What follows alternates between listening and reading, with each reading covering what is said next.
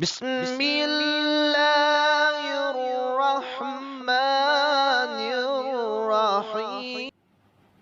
بسم اللہ الرحمن الرحیم. السلام علی الحسین وعلی علی ابن الحسین وعلی اولاد الحسین وعلی اصحاب الحسین. السلام علیکم ورحمۃ اللہ وبرکاتہ. یا علی مدد علیہ الصلاۃ والسلام. سلسلہ گفتگو چل رہا تھا تاریخ کربلا پر، اور ہم نے کوشش کی تھی کہ ہم روانگی مدینہ سے لے کر واپسی مدینہ تک کے تمام تر حالات اپنے ناظرین تک پہنچائیں گے، اور یہ ہماری کوشش ہے اور انشاءاللہ رہے گی. سفر کے مہینے میں زیادہ مصروفیت کی وجہ سے مشی پہ جانا تھا بچوں کے ساتھ، اور پھر مجالس کا سلسلہ، تو سفر کا مہینہ کافی مصروف رہا، جس پہ ہم اس موضوع کو لے کر آگے زیادہ نہیں چل سکے. لیکن ہماری پوری کوشش ہے کہ ہم اس موضوع کو انشاءاللہ تعالی مکمل کریں گے، اور اپنے دیکھنے والوں کو علمی اعتبار سے مدینہ سے واپسی مدینہ تک کے حالات بتانے کی پوری کوشش کریں گے انشاءاللہ تعالی. چونکہ ہماری گفتگو مدینہ کے احوال پہ ہو چکی ہے، اور انشاءاللہ تعالی اب ہم جو اگلی گفتگو کا آغاز کریں گے وہ امام حسین علیہ السلام کا مدینہ سے مکہ کی طرف سفر ہے.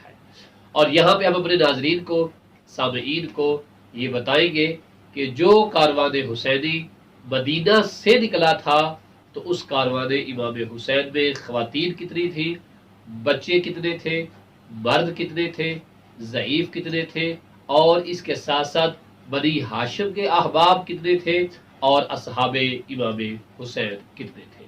اور جب یہ قافلہ واپسی مدینہ آتا ہے تو کتنی تعداد بچ گئی تھی کہ جو مدینہ واپس پہنچی.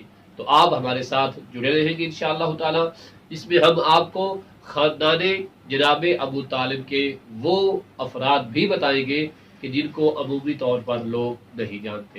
ہم آپ کو انشاءاللہ بتائیں گے کہ مدینہ سے جب یہ کارواں چلا تھا تو اس میں امام علی کے بیٹے کتنے شامل تھے، امام علی کی بیٹیاں کتنی شامل تھی. عموماً ہم نے سنا ہے جناب ام کلثوم، جناب رقیہ اور جناب زینب کے متعلق انشاءاللہ ہم آپ کو باقی بیویوں کے احوال بھی بتانے کی پوری کوشش کریں گے. پھر ہم بتائیں گے کہ جناب عقیل جو کہ مولا علی علیہ السلام کے بھائی تھے، ان کی کتنی اولاد کربلا میں آئی اور کتنے لوگ شہید ہوئے. جبکہ عمومی طور پر ہمیں یہی معلوم ہے کہ جناب عقیل کے ایک فرزند تھے کہ جو مسلم ابن عقیل کے نام سے تھے، اور دو جناب مسلم کے بیٹے جناب ابراہیم اور محمد شہید ہوئے. جب جناب عقیل کی بہت ساری اولاد کربلا میں شہید ہوئی. جناب جعفر طیار کے بچے بھی موجود تھے جو کربلا میں شہید ہوئے. آسان لفظوں میں اگر ہم بتائیں آپ کو خلاصے کے طور پر، تو کربلا میں جناب ابو طالب علیہ السلام کی نسل کو بے دردی کے ساتھ ذبح کر دیا گیا. اس کی تفصیل انشاءاللہ آنے والی قسمیں ہم اپنے ناظرین کو ضرور بتائیں گے. آپ اس سلسلہ وار گفتگو کو ضرور سنیے، انشاءاللہ تعالی آپ کے علم میں ضرور اضافہ ہوگا. وصلی اللہ علی محمد وآلہ